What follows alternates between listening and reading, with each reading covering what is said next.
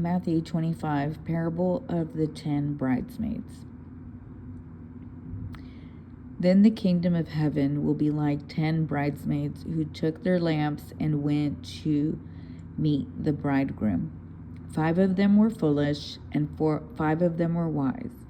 The 5 who were foolish didn't take enough olive oil for their lamps, but the other 5 were wise enough to take along extra oil. When the bridegroom was delayed, they all became drowsy and fell asleep. At midnight, they were aroused by the shout, "Look, the bridegroom is coming. Come out and meet him." All the bridesmaids got up and prepared their lamps. Then the 5 foolish ones asked the others, "Please give us some of your oil because our lamps are going out." But the others replied, "We don't have enough for all of us. Go to a shop and buy some for yourselves." But while they were gone to buy oil, the bridegroom came. Then those who were ready went in with him to the marriage feast, and the door was locked. Later, when the other 5 bridesmaids returned, they stood outside, calling, "Lord, Lord, open the door for us." But he called back, "Believe me, I don't know you. So you too must keep watch, for you do not know the day or the hour of my return." The parable of the 3 servants. Again, the kingdom of heaven can be illustrated by the story of a man going on a long trip. He called together his servants and entrusted his money to them while he was gone. He gave 5 bags of silver to one, 2 bags of silver to another, and 1 bag of silver to the last. Dividing it in proportions to their abilities, he then left on his trip. The servant who received the 5 bags of silver began to invest the money and earn 5 more. The servant with 2 bags of silver also went to work and earned 2 more. But the servant who received the 1 bag of silver dug a hole in the ground and hid the master's money. After a long time, their master returned from his trip and called them to give an account of how they had used his money.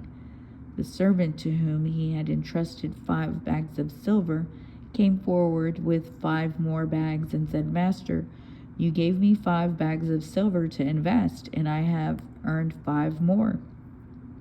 The master was full of praise. "Well done, my good and faithful servant. You have been faithful in handling this small amount, so now I will give you many more responsibilities. Let's celebrate together." The servant who had received the 2 bags of silver came forward and said, "Master, you gave me 2 bags of silver to invest, and I have earned 2 more."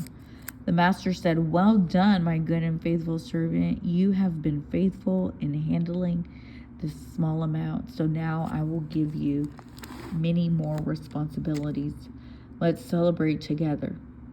Then the servant with the 1 bag of silver came and said, "Master, I knew you were a harsh man, harvesting crops you didn't plant and gathering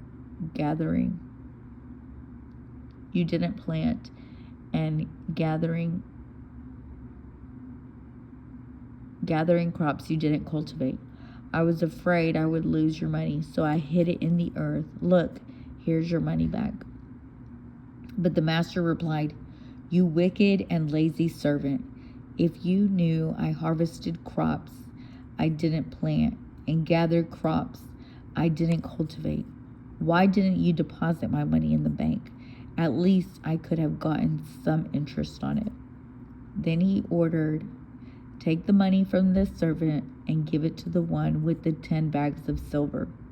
To those who use well what they were given, even more will be given, and they will have an abundance. But from those who do nothing, even what little they have will be taken away. Now throw this useless servant into outer darkness, where there will be weeping and gnashing of teeth. The final judgment. But when the Son of Man comes in his glory and all the angels with him, then he will sit upon his glorious throne. All the nations will be gathered in his presence, and he will separate the people as a shepherd separates the sheep from the goats. He will place the sheep at his right hand and the goats at his left. Then the king will say to those on his right, "Come, you who are blessed by my Father, inherit the kingdom prepared for you from the creation of the world.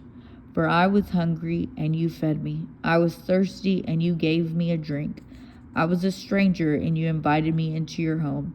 I was naked, and you gave me clothing. I was sick, and you cared for me. I was in prison, and you visited me." Then these righteous ones will reply, "Lord, when did we ever see you hungry and feed you, or thirsty and give you something to drink, or a stranger and show you hospitality, or naked and give you clothing? When did we ever see you sick or in prison and visit you?" And the king will say, "I tell you the truth.